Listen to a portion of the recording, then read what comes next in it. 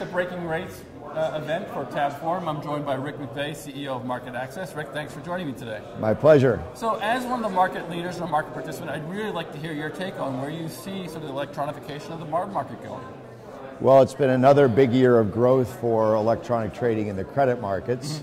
I know industry volumes were up in general, and specific to MarketAxess, we were up about another 20% in volume last year, with all of the major product areas showing new records in terms of share. So the industry is moving forward with electronic trading. And I think this is going to be a very big year for the electronification of the markets. Both dealers and investors are dealing with massive regulatory change, and it's requiring them to be more creative about how they source and provide liquidity. And we're working very hard on solutions for both dealers and investors to promote more open architecture to allow new sources of liquidity to develop.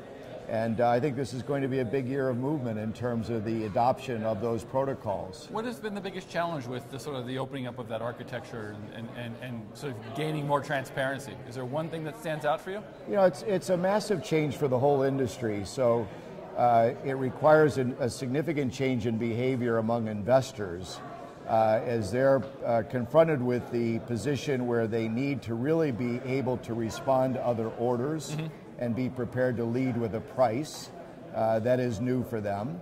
And it's also requiring that dealers think about the business in new and creative ways and embrace technology as a way to enhance order flow and reach new counterparties in addition to what they've historically done as principal.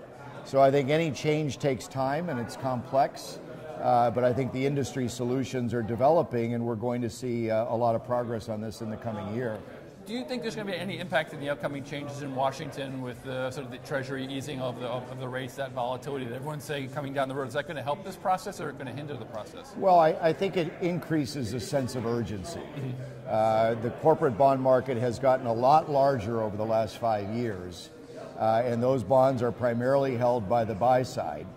And as rates start to rise and mutual fund returns start to deteriorate, the market is preparing for the day where they may have outflows, and they have now limited dealer balance sheet to intermediate those flows. So I think it is creating a sense of urgency, and it's increasing the focus on new electronic solutions to prepare for that volatility that's coming at some point. Interesting. Do you mind if I take a slight pivot off that, talking about electronification and new markets? I'd love to get your thought on the developments in the SEF world. I know you have a set, you're involved in that as well. Where do you see that going over the next 12 to 24 months? Yeah, well, it's an important question. We're in very early days. We really are. And we've got some important dates coming up. As you know, there are 21 SEFs in the market today, and from what we can tell, all operating in 21 different ways. Yes. So it's interesting that we've got this massive new set of rules for the swap industry and for SEFs specifically. And the CFTC itself is going through this big transition. Just a little bit, just major. It was major transition.